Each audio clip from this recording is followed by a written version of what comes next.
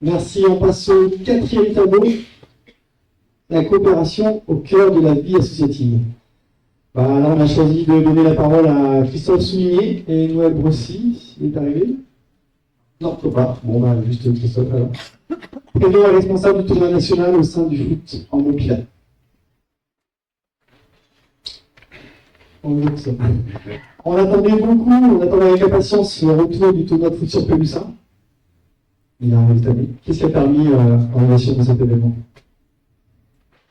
Bonjour à tous.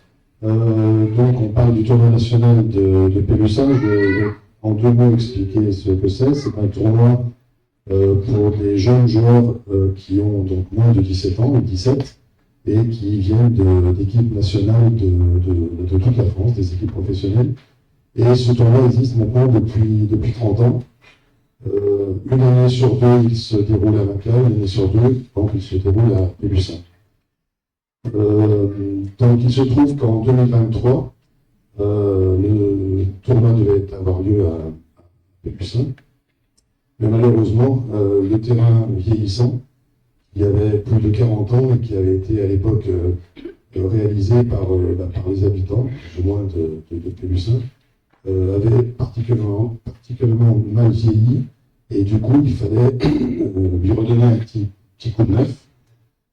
Ce qui a été fait en 2024, donc puisque le tournoi en 2023 a basculé sur Naples, et en 2024, la commune a engagé des travaux de rénovation du terrain qui ont été très très efficaces, puisque le tournoi donc, a pu avoir lieu au mois de juin 2024 sur un billard, puisque le travail qui avait été fait par l'entreprise qui avait été amené à traiter ce terrain avait été remarquablement fait.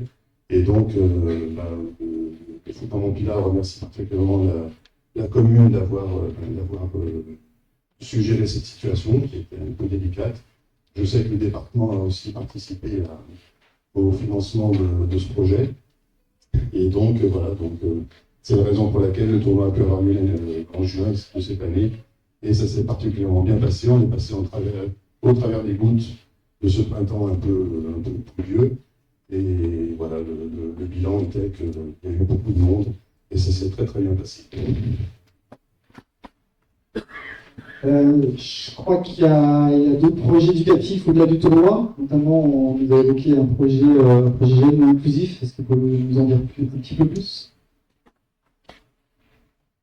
Alors, le club, en deux mots, c'est 320 salariés, c'est 170 jeunes de 6 ans à 13-14 ans.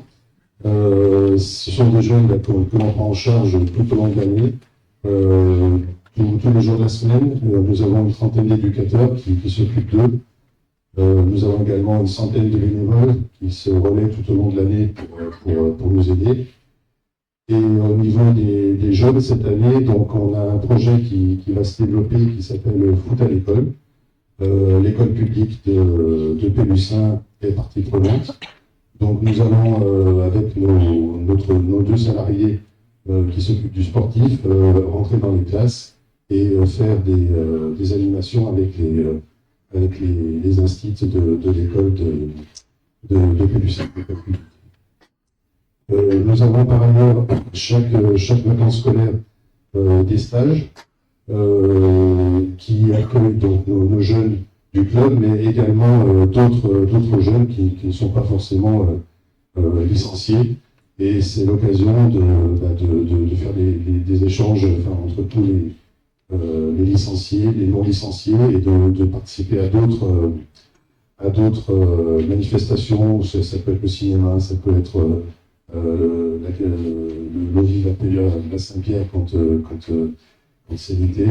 Voilà, donc c'est des manifestations que les jeunes apprécient beaucoup, et les familles aussi, puisque ça occupe leurs enfants. Par ailleurs, qu'est-ce que je peux rajouter, c'est que cette année, nous avons réussi à constituer une équipe de jeunes filles de moins de 13 ans. C'était pas arrivé depuis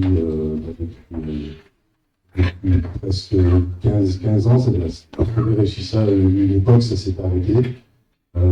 Aujourd'hui, ça repart et on espère pouvoir continuer. On est dans cette démarche avec le club de Trèfle Foot, donc de Vérin et de Saint-Michel.